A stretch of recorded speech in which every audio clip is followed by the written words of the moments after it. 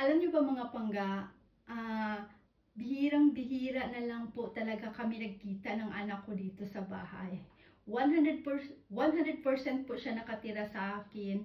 Kung naalala nyo, nakwento ko ito sa mga nagdaang mga video ko before na simula this year, January, 100% na talaga siya nakatira sa akin. 100% na talaga. At noong last year, sa August pa, hindi na talaga siya pumupunta sa papa niya simula last year August.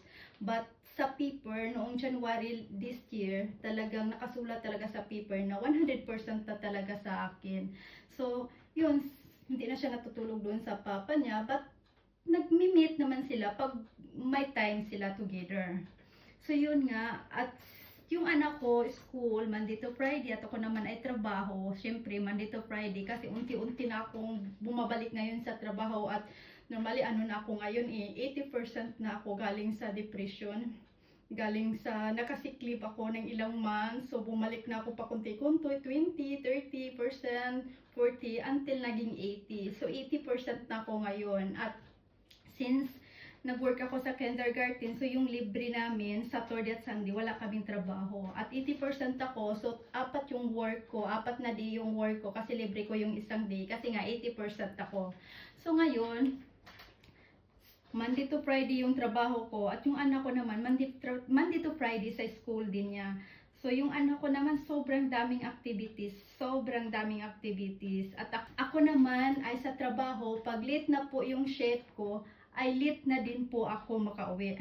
So, of course, pag uwi ko galing sa trabaho, yung anak ko nasa training na. Tinatawagan ko na lang siya while nasa trabaho pa ako, or on the way ako pa uwi, tinatawagan ko na lang siya na kumain na siya, at saka mag-prepare na siya, at pumunta siya sa training niya, mga ganong oras, ipa-alarm mo yung cellphone mo. Ganon yung ano namin ng anak ko, parang routine dito sa bahay, every time may mga training siya. So this week, tatlong bisis siya may training, tatlong bisis. Tapos, dalawa yung mag-attend siya ng birthday. As in, fully book po talaga siya. As in, fully book po siya. So, ako naman ay siyempre, minsan may mga late na shift po ako sa trabaho, at late na po ako makauwi. At sa pag-uwi ko, wala po siya dito. Siyempre, tapos minsan may pinupuntahan din po akong training, nag-attend din po ako ng basketball. So, may meet po akong kaibigan. So, ang mangyari, while pag-uwi ko, wala dito yung anak ko.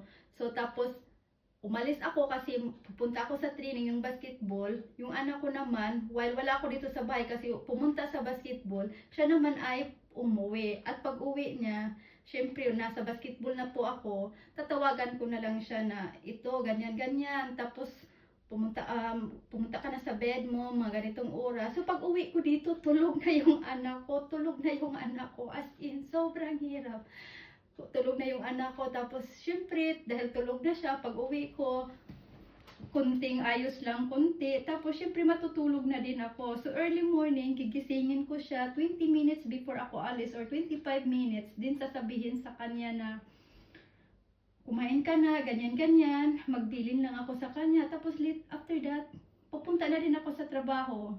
Tapos yun, i-text ko naman siya na ganitong oras pumunta ka na sa school.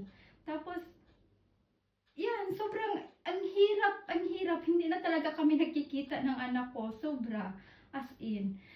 Magkasama kami sa buhay 100%, pero hindi na po talaga kami nagkikita. Ang hirap, no? Yung kasama mo, pero hindi na kayo nagkikita sa bahay. So, I'm happy kasi, syempre, 100%.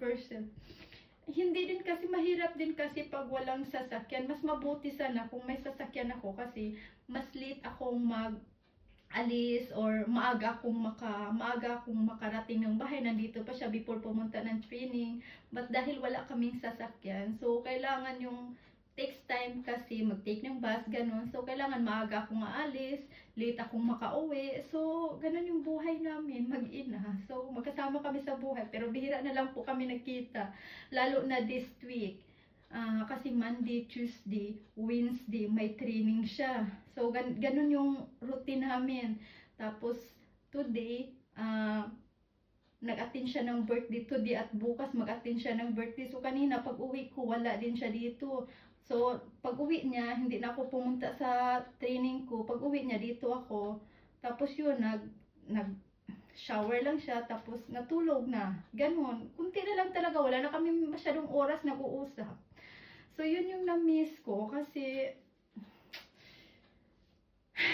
yung breakfast, hindi din kami magkasamang kumain ng breakfast kasi sobrang konti lang po talaga yung oras namin pag Monday to Friday. But Saturday naman at Sunday, may time po kami together. May time po kami together. Yun po, kaya binibigay ko talaga yung oras ko sa kanya kasi pag Monday to Friday, wala kaming oras together talaga.